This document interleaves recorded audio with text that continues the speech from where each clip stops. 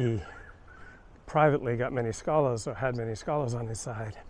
The administrators, the people who had the power, the canny, sophisticated political players in the church, did not sign on. And in the end, Seventh-day Adventist Church rejected my father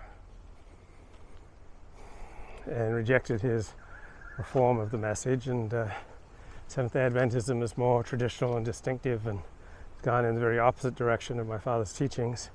And my father is being left to the sidelines. So that's what usually happens if you pay no mind to your level of support. You pay no mind to recruiting people using subtlety and flattery and care and compassion, right? Then you're going to have a lot more success than if you just try to bulldoze people, or if you're just so sure that you're right, then people aren't going to listen to you.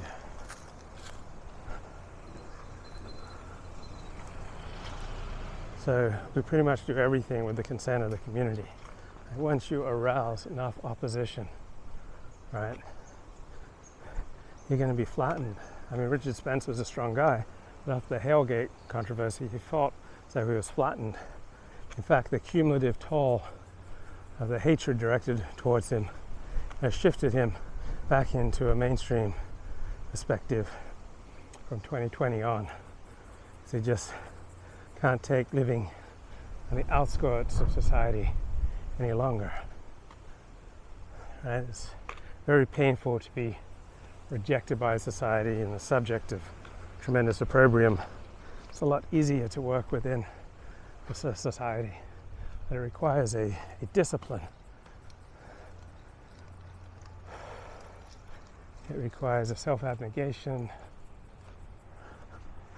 It requires taking other people's feelings into consideration. And for some people this is natural, like for healthy people this is natural. Right? If you're one of those people who naturally moves towards people rather than away or against, right, then taking other people's feelings into consideration will come naturally. You'll be much more socially successful. But if you are by inclination someone who moves away from people, moves against people, like my father and me, through much of our lives, we've been much more naturally inclined to move away from people or against people rather than toward people.